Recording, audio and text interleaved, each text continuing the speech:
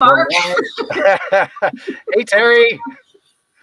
And hello to everybody who has come to watch episode 3 of Terry Talks Talent.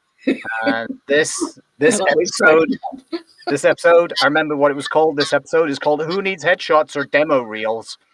And if you're an actor, then you need a headshot or a demo reel and a demo reel. In fact, you need both of them. Yeah. So today, I'm going to be asking Terry a ton of questions about how to go about getting headshots, what to think about, and also about demo reels and what kinds of things you need to think about with that. So, Terry, good to see you again. Thank you. And I'm going to go straight in there with the questions. The first one is, can I take my own headshots or have a friend do them? Okay, well, I get asked that quite a lot, actually. It's because headshots are fairly expensive. A lot of people, thank you, Mark. No, just no. A lot of people do ask me if they have a friend that knows how to do stuff and da-da-da-da. And every now and again, I will say, well, yeah, go and try it and then send them to me. And if they're worthy of publishing to all of the breakdown services, or if they look like they're professional headshots, I'm okay with that. However, generally, it doesn't work out. There is something special about a headshot photographer that really has an understanding of actors, characters, and what a casting director or an agent is looking for. And so it's a really difficult thing to actually to capture that, or to have a friend capture that. It really does take a professional photographer to do it. And, there are some that call themselves headshot photographers that really just haven't got a clue about it. And there are those that are actually quite wonderful at it that are not insanely expensive. So it really is a matter of searching out and finding out who those are. And, if you have an agent, your agent will have a recommendation of probably a handful of photographers that they work with of various prices that will, try to accommodate what your budget is for headshots. Right. And hopefully more than one. Hopefully they'll give you a recommendation for 2 or more, because if they just give you one, then maybe a red flag should go up at that point. You know what? I think it should actually be a red flag that goes up. I've been approached a few times by photographers. Oh, I'll give you a kickback if, you recommend me to your people. And what I usually say to those, and what I've said every single time in the 14 years I've been doing this, don't give me the kickback. Take it off the top of your price and give it to the actors, because a lot of them can't afford to really do this anyway. I don't need the kickback. I need you to actually give a discount for us using you to the actor. And that's usually what we end up doing. Like if they say, well, I'm coming from Ritter Talent, then they'll get a certain percentage discount. Right, cool. Yeah. Okay. What about children? Do kids need professional headshots? In my opinion, they don't. I mean, some parents like to do it anyway, just because it does look more professional. But, as you all know, kids change so quickly over the course of 6 months that if you're constantly getting professional headshots for your kids, you're going to be putting out a lot of money over a year, literally teeth fall out, they grow 10 inches, it's like you can't keep up with the changes that happen in children. Yeah. So what I suggested, especially for kids, is get a good camera, get some really nice shots, take them outdoors, not a whole lot of stuff in the background, and then provide your agent with updates every 6 months for kids, that are still growing. Once they hit the teen years and they kind of hit their height and their look, then you can slow down on first of all, how many you provide your agent or how often you provide your agent, but also at that point, you probably do want to go professional because it just has a better look to it when you're Yeah. submitting to a casting director. Okay.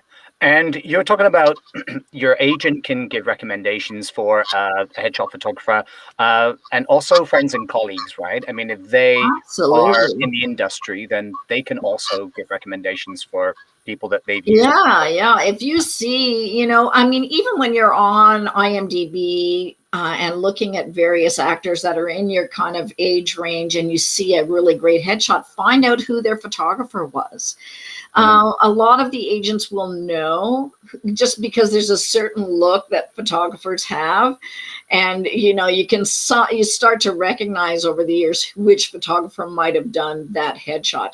But for Style. sure, Yeah. ask friends, if you're ask other actors. There are so many sites and groups on Facebook that have actors, uh, you know, discussion groups. Like, ask them, like, where did you get your headshot? I love the look. It looks really pro. How much did you spend?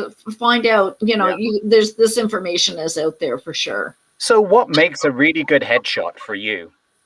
Okay.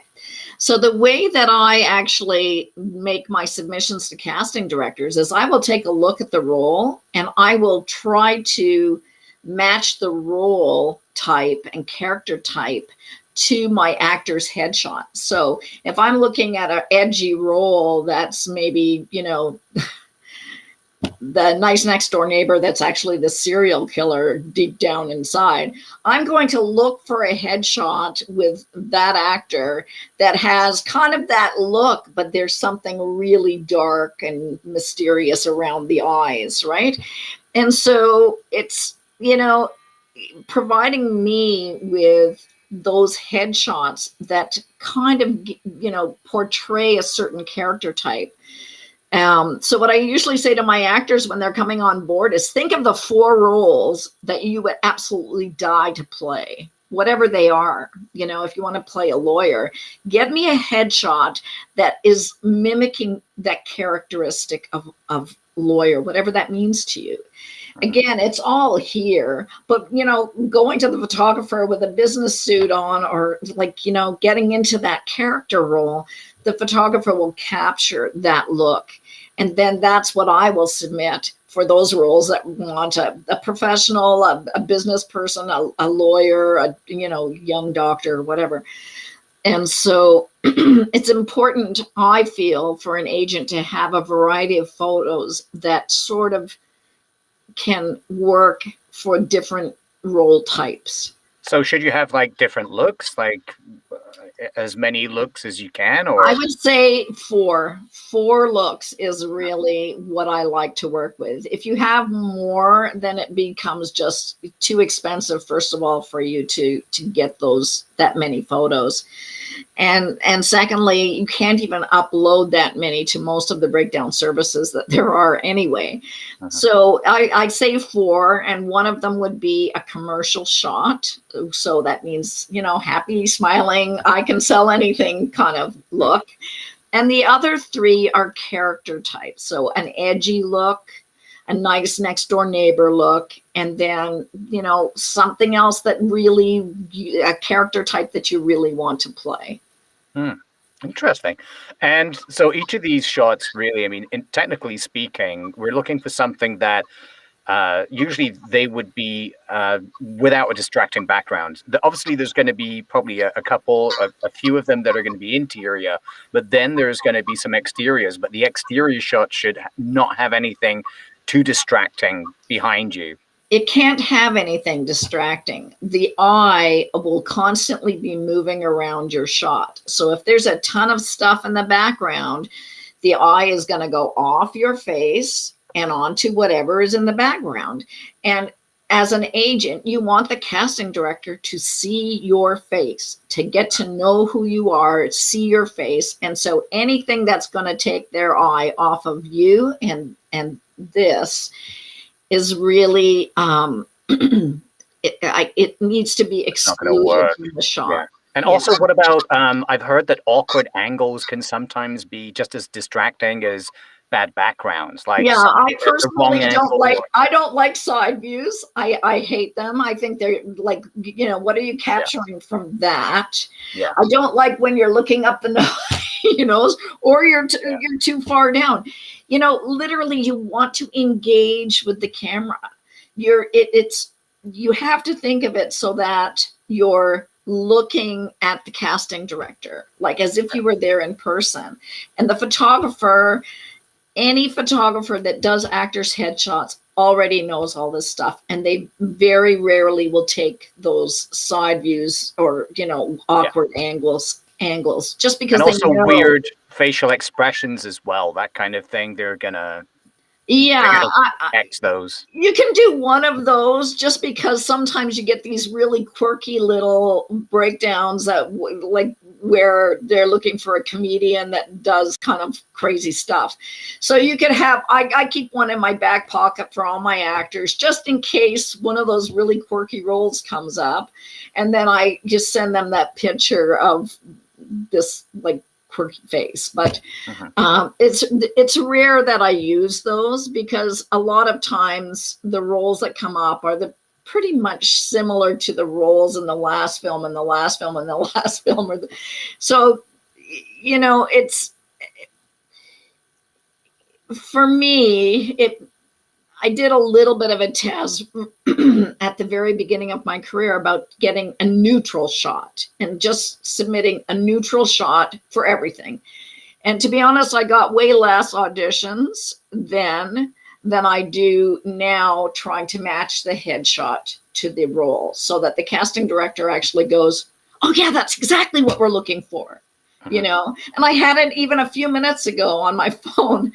There was a role out there looking for somebody very thin and gaunt, and he was supposed to be like kind of really ill for one of the series that's out there.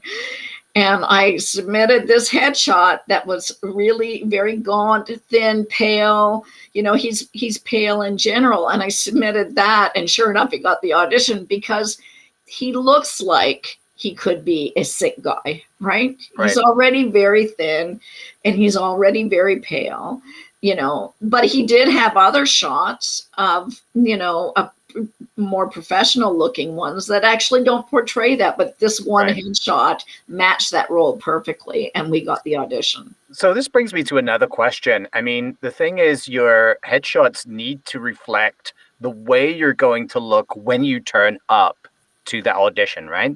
Yep. Yeah. I'll give you a great example of something that happened to me when I was right at the very beginning of my career. Somebody sent me a headshot and resume package. She was an older lady, and I didn't have anybody, of her age on my roster. And I went, wow, oh, this headshot's amazing. Like, she's like amazingly beautiful considering her age. And I just like, wow, I'm going to bring her in for a meeting. And literally she walked through the door and it was like, oh my God, what happened? Like, she looked nothing like her headshot, like nothing. Was it Because because it was an old headshot, or no, it was actually a headshot that was touched up and like totally like fixed up so that she looked, no wrinkles, just like she looked like if looked incredible, but really in real life, so? she What did looked you think they nothing. were going to do everything in post, or Well, you know what? That's what I asked her. That's exactly what I said. I said, like, you can't walk through the door. I can't send this headshot and you can't walk through the door looking like you look. The way you look is fine because there are roles for you at your age with your present look, but you can't send this because yeah, the casting the director is days of thinking. Vaseline smeared on a lens, those are gone, It was right? unbelievable, actually. It was such a shock. And I didn't even know how to deal with it other than say, this isn't this isn't cool. Yeah. You're Hey, not you like, did this. Yeah. So yeah, the best thing is to, when you get your headshots, make sure that you're happy with the way you're looking at this time. If you want to get a haircut, don't go and get headshots and then go and get your haircut, because you're going to have to get new headshots again. Right. Don't, if you want to go red, for instance, and you want to try a different look, do it, get comfortable with it, and then get your headshots, because I've had a lot of people go get headshots and then decide that they all of a sudden want to be different. Mhm. And then, they expect me to use the headshots from before, and I can't do it. They're not usable. Yeah, because they look different all of a sudden. Yeah, So, it's been really difficult. I have to say, it's been difficult during COVID, because a lot of people haven't been able to get haircuts. They've grown hair out. I'm sending headshots in, and they do a self-tape, and they totally look absolutely different. But and there's been no choice. some people haven't been exercising. Oh yeah, totally. Some people have been eating the wrong things, put on a few pounds. Yeah. So then you're going to look different from your headshot. So yeah, it's been a weird time, because the photographers haven't been open to take headshots, and so you're just making little notes to the casting director. Well, kind of is like a little bit different. Hair is longer. It doesn't look like this anymore, but what can you do? However, as we move into more normal times, Yeah. and we did talk about this with young kids, like, make sure you update the headshots like every sort of like 6 months to a year. And if you're in your teens, it needs to be about every 1 or 2 years. What about when you get into your 20s? I mean, does it sound okay to update them? Like, is 4 years okay? Or like, Not in my opinion. A lot of actors don't want to spend money on headshots because it's expensive to do it. I think you should update your headshots once a year. That's what I truly believe. And the reason why I say that is because a casting director is looking at my submission with your headshot over and over and over again, daily maybe. And at some point in that time, they become blind to you. They become blind to the submission, because they've seen it, been there, done that, seen it a million times, don't even want to, and they just go past it because it's like something they've seen already a million times. If you update your headshots, all of a sudden they're looking at a brand new person again, because the background's different. It's like remarketing yourself to the casting director in a different way. And I think it's really important that they actually see that you're being professional enough to actually make sure that they're seeing you as you are today. We all change over a year, and we change dramatically over 4 years. And so why would 4 years be okay? Like a casting director seeing your same headshot for 4 years, you are probably not getting auditions from that casting director, because they're sitting there going, really? I've seen this like 4 years now. You really haven't changed at all in 4 years. And if you haven't, wow, so I think you have to do it at least once a year. I have lots of people that rebel against that. And I will let it go to 2, but I won't go further than 2. I really, really like to see headshots replaced and replenished over time. So. And how many should they send to a talent agent each time? Is it 2, 3, what? Okay, well, initially, I was getting 200 headshots to go through for every actor, and just 200? 200. Like, some photographers will take 200 shots, give them to the actor, and then the actor says, "Oh, can you go through these and look for like the ones you like?" And blah, blah, blah. So now what I do is I say, send me your top 10 to 15 shots. The ones that you like, the ones all your family likes, everything, just send me the top 10 to 15, and those I will review. If I can't find anything there, then I will get you to send me another 10. What family likes is generally not what I'm going to like. It's just the way it goes, because I'm looking for something that really captures a role type rather than, oh, my daughter looks so cute this way. Yeah, It's a nice picture of exactly. Your her. family is going to see you in a different way anyway They do. from Yeah. the potential roles that you're going to play. So Yeah. And sometimes they'll send me a shot, and I want the one just prior to, and the one just after that one specific shot, because every now and again there's just a tiny little difference between the shots, but the one after will capture what I'm looking for. And so if I really like the shot, I will say, give me the one before and the one right after, because there's generally something there interesting. that, Yeah, yeah. very cool.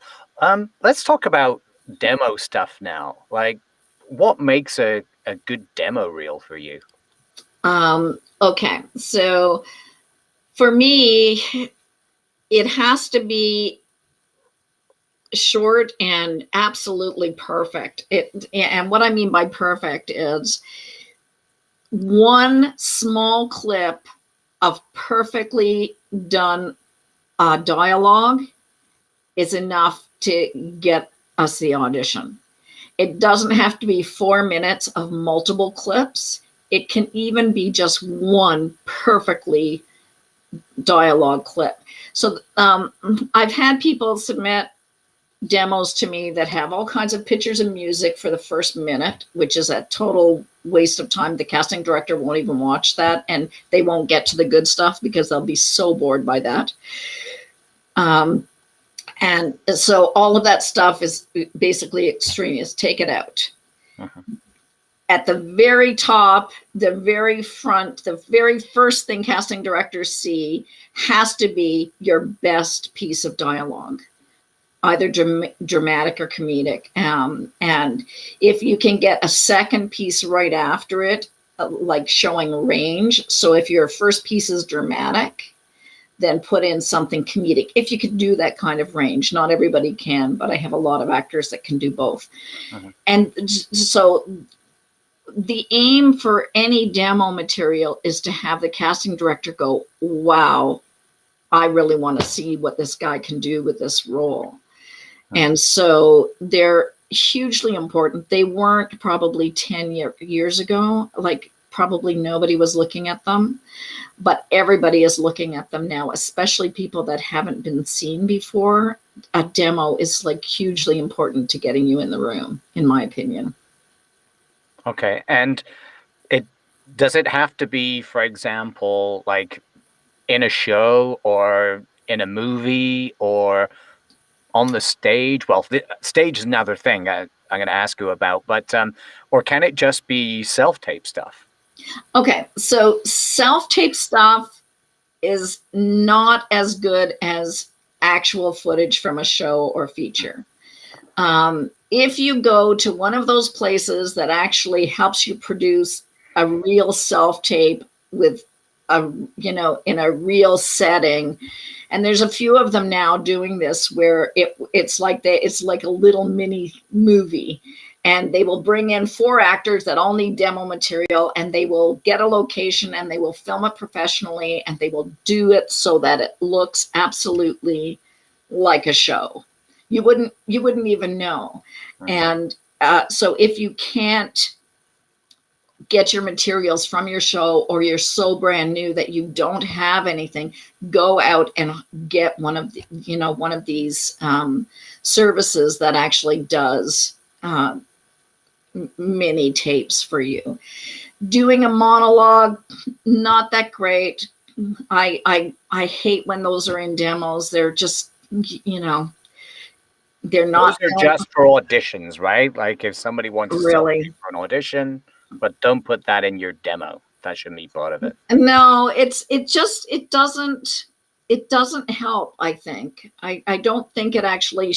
You really want something to look pro, and and there's ways to do it. With if you can't get your actual materials, there are ways to actually do it. And so I really encourage all my actors to do that. Those that have demos up on any of the breakdown services are the ones that are getting auditions. Those that, and it's sometimes costly to put them up there, but I'll tell you, the advantage is you're going to get seen way more often.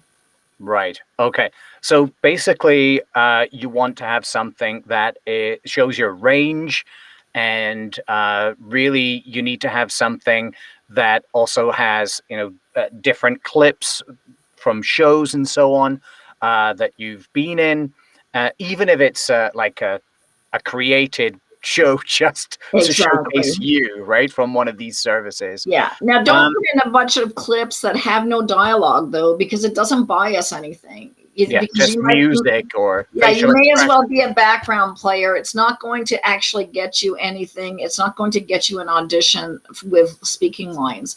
You Okay. want to make sure your demo has dialogue in it, and good dialogue, and Okay. as focused on you. So, it's not impossible to actually create this.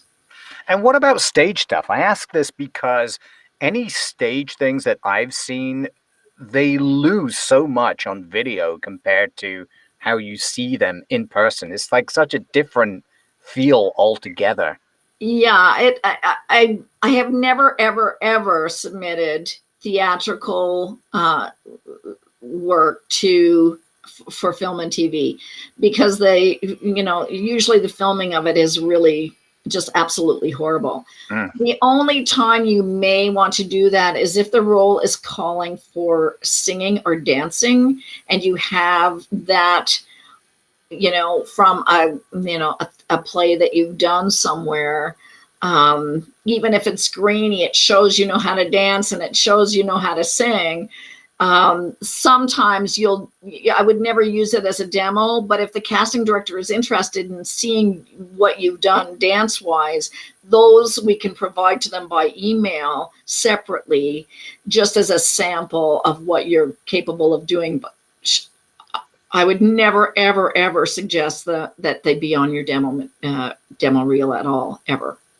okay, that's good to know. And also, once you've got all your stuff, how do you put it all together? Do you recommend that they go to someone to edit it, or should they do it themselves? Or You can do it.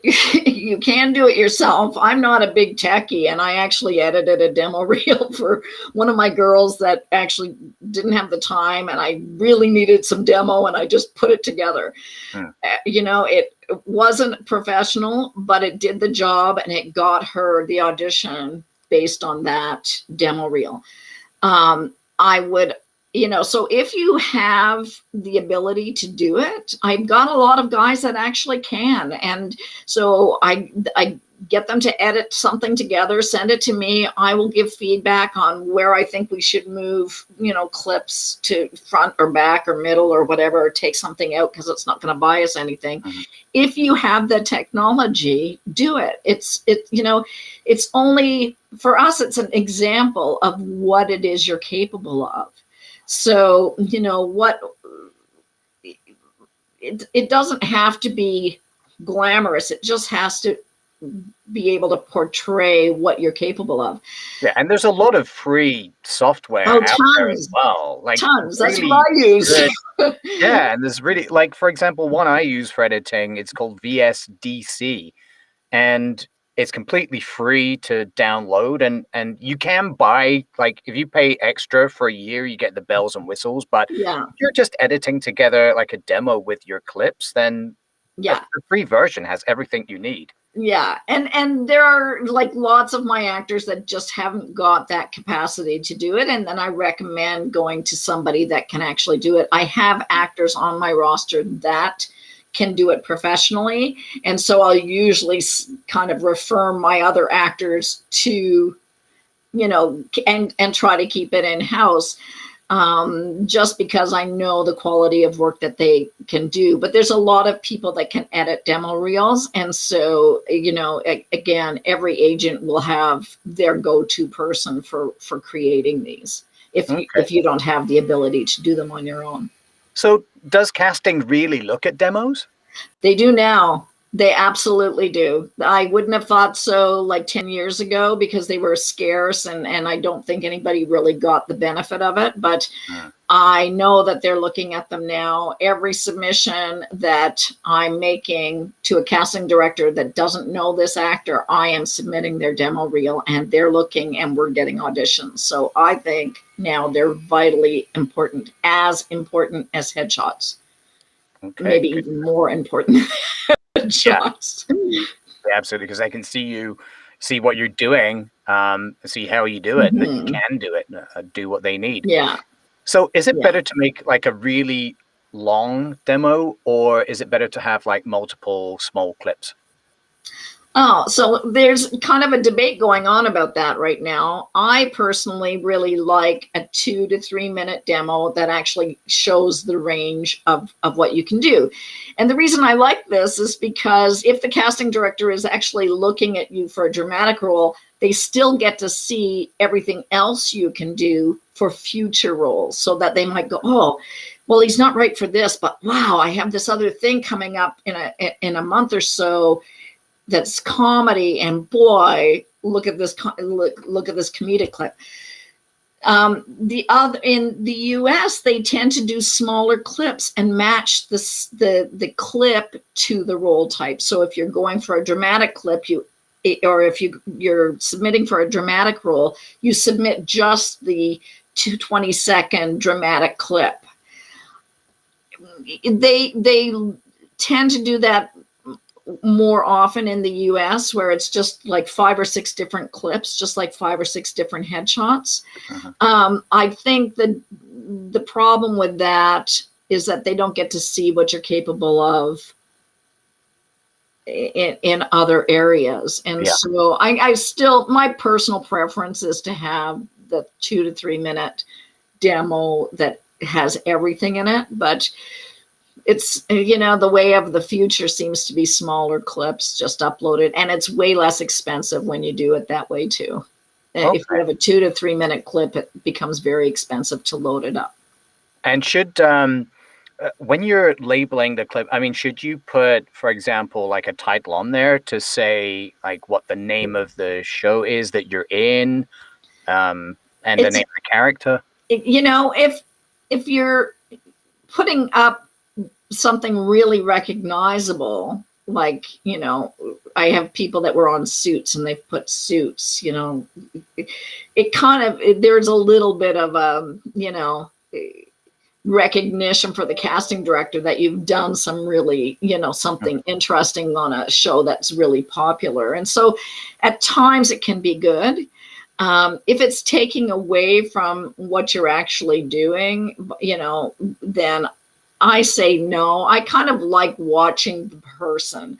I don't really care where it's from. I want to see they can act. Mhm. So, I've got a guy that has one clip with 2 really famous actors. And I love using that one because it shows that he was actually in good company, and they, so if you've got something like that, you don't even have to label it. They're going to really recognize the other actors, and that's always a good thing, that you're working with known actors. So yeah. Yeah.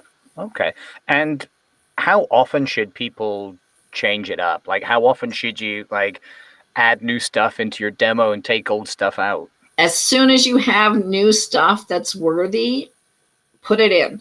Like, if the casting director, it's like headshots. If the casting director has seen the same old demo reel every Yeah. single time I've submitted and there's nothing new, they're going to wonder if you're actually a working actor.